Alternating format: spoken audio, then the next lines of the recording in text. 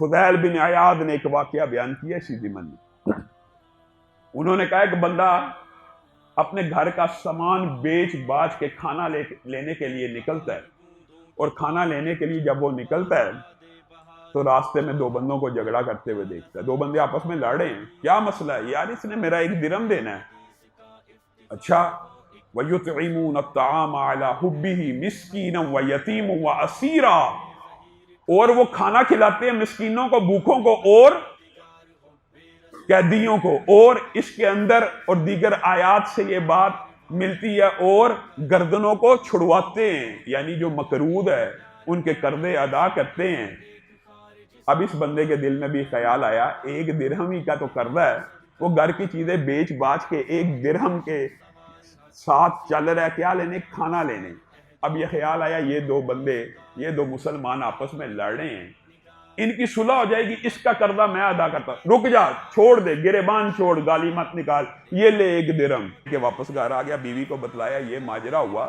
بیوی نے کہا چلو باقی کچھ سامان ہے ٹوٹا پھوٹا رہ گیا، اس کو بھی بیچ دیتے ہیں، کھانے کا بندوبست کیجئے. وہ بیچتا ہے، پھر 1 درہم لے کے نکلتا ہے، اور اس کے بدلے میں ایک باسی سی مچھلی اس کو مل جاتی ہے. مچھلی فروش کہتا ہے آج مال جو ہے صحیح بکا نہیں، تو 1 درہم دے دے، یہ والی مچھلی چاہتا ہے تو لے جا. لے جاتا ہے، گھر جاتا ہے.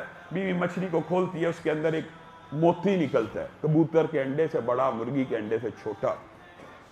اب اس موتی کے بارے میں بیوی خاوند کو اطلاع کرتی ہے. وہ ایک جوہری کے پاس لے کے جاتا ہے. ایک جوہری اس کی قیمت 40,000 درہم لگاتا ہے، اور کہتا ہے اگر اس کی صحیح قیمت لگانی ہے تو فلاں کے پاس چلے جاؤ، میں 40,000 درہم اس موتی کا دیتا ہوں.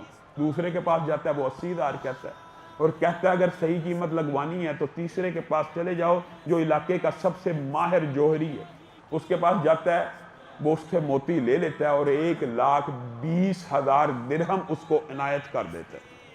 1 درہم اللہ رب العزت کی بارگاہ میں خرچ کیا کہ ان دو بندوں کی لڑائی ختم ہو جائے، اللہ کے راستے میں خرچ کیا. اللہ تعالیٰ نے بدلے میں کتنا لٹایا؟ 1,20,000. اور فضیل بن عیاض کہتے ہیں یہ ان واقعات میں سے ہے جو زندہ کرامتیں ہوتی ہیں. اگرچہ کرامت اس بندے کے لیے ہی حجت ہوتی ہے، لیکن بات سمجھانے کے لیے آپ کو بیان کیا جا رہا ہے. وہ بندہ 1,20,000 درہم لے کے گھر کی طرف آتا ہے تو راستے میں ایک فقیر ملتا ہے اور کہتا ہے اللہ تعالیٰ نے جو تجھے مال دیا اللہ کے نام پہ، اس مال میں سے مجھے بھی کچھ عنایت کر. تو وہ بندہ کہتا ہے سارا ہی اللہ نے دیا، 60,000 درہم تجھے دیتا ہوں.